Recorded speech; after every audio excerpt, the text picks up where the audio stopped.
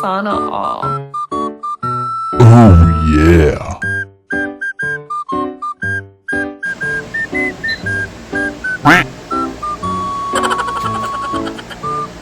Hey, what's up guys? So today's video gagawa tayo ng binibenta namin na Money Tunisia.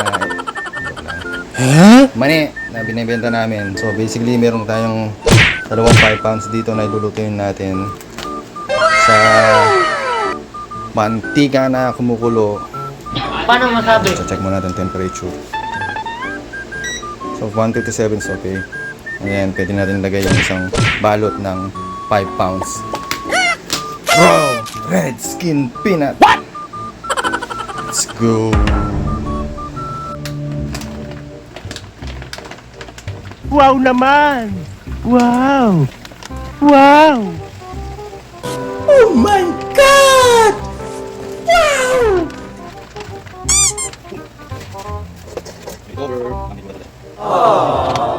Check ulit yung temperature. Oh yeah. 145.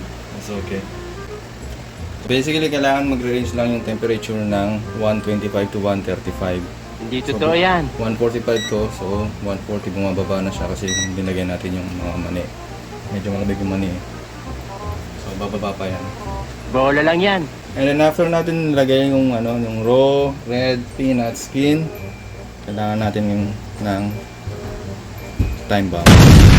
Joke lang. Timer. What? So ita-timer natin ng 8 minutes lang. Timer start now. Okay. Okay na siya. Give.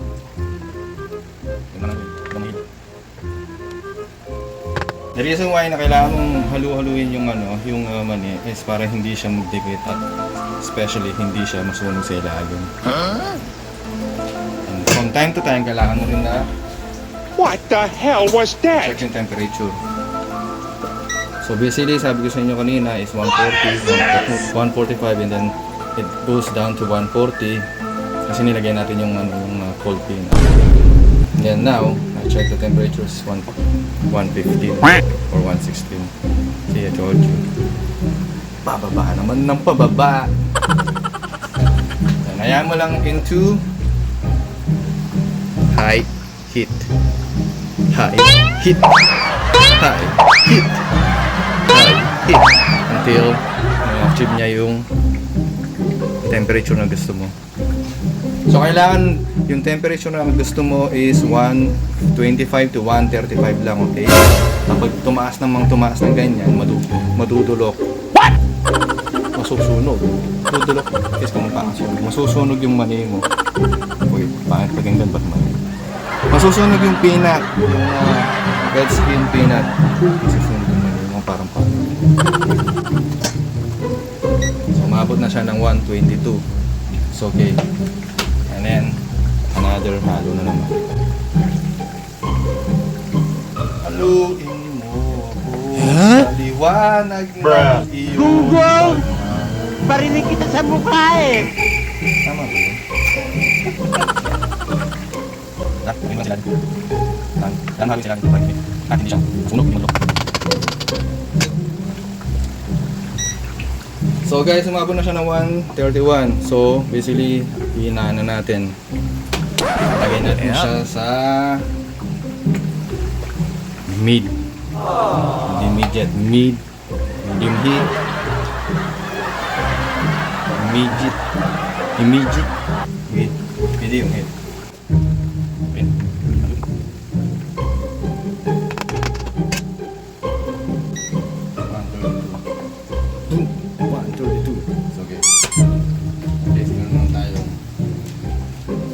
Meron na tayong last 4 minutes and 7 seconds.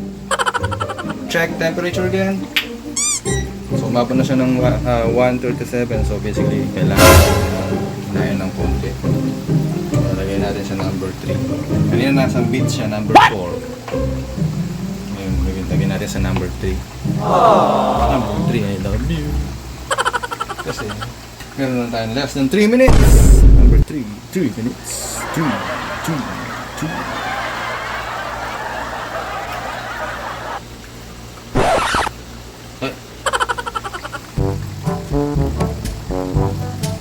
rin. Wait.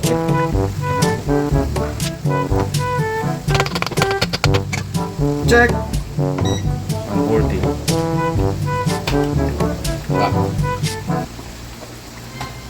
Last 2 minutes! Sa speed ba yun? Last 2 minutes! Oh!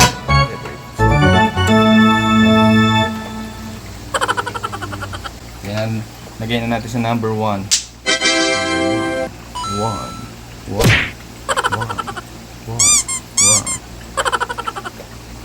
Halo. Halo. Hindi yung tipong mo. Halo. Puro na. Last 30 seconds. Shoutout sa taga-video ko. Napakaganda ng taga-video ko. Ay. Sorry guys. Private only. What? No trespassing. 3, 2, 1, go! Wow. go, Saga! Tapos na. Malamang. Patayin natin to. Katapos na itong patayin, tapon na natin patayin. Joke lang. Minuto pa natin. So, hanguin natin. Transfer it into... Bola lang yan. Yun, no? Yan. Strainer. Paano masabi? Stranger.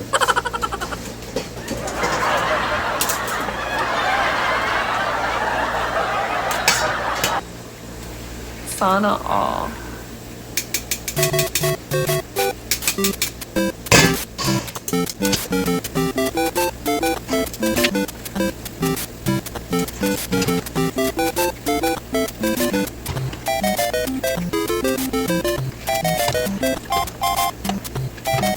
Sa cool, dry place.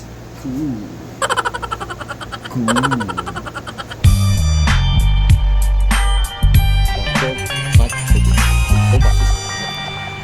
Okay. Palamigin mo ng konti Wow and then naman! mamaya lalagyan natin ng seasoning. Boom!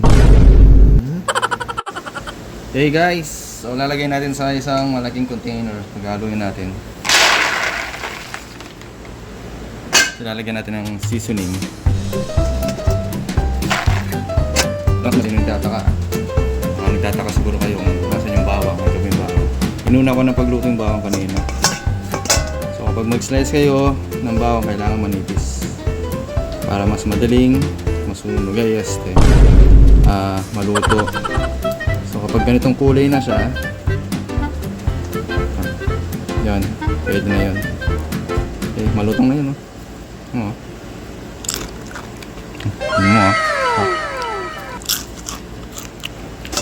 Yun. So, maglalagay tayo ng seasoning, lalagay tayo ng asin at saka Ajinomoto. Pinagalo ko na lang. Okay. So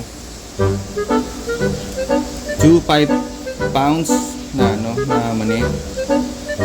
2-5 pounds na dalawang ganito. Okay.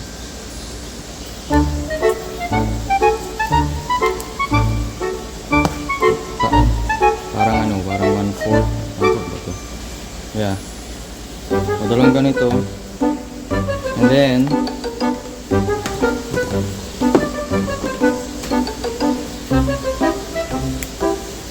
konting asin. Oh, sorry, asin. Konting sugar. Wow, pare! Para mag-balance naman ng yung lasa. Sugar. Oh, honey.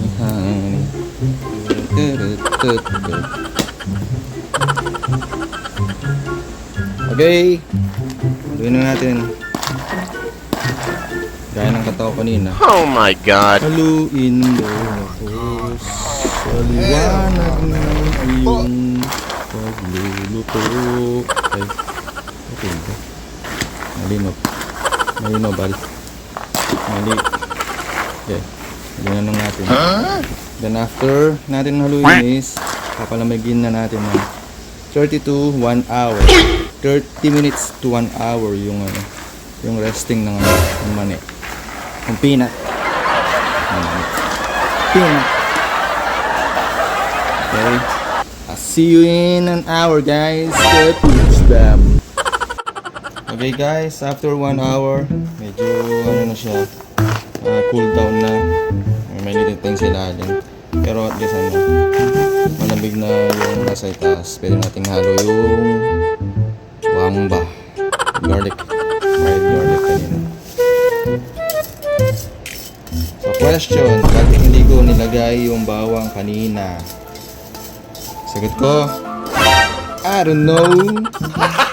Gago! The reason why yung hindi ko nilagay yung bawang kanina is because mainit yung mani, yung peanut kanina. So kapag nilalagay ko yung bawang, halo ko sa mainit na mani, yung lutong niya is mawawala na. Ang galing! Ang galing! See? Yan, haluin na lang and then ready to serve na or ready to sell.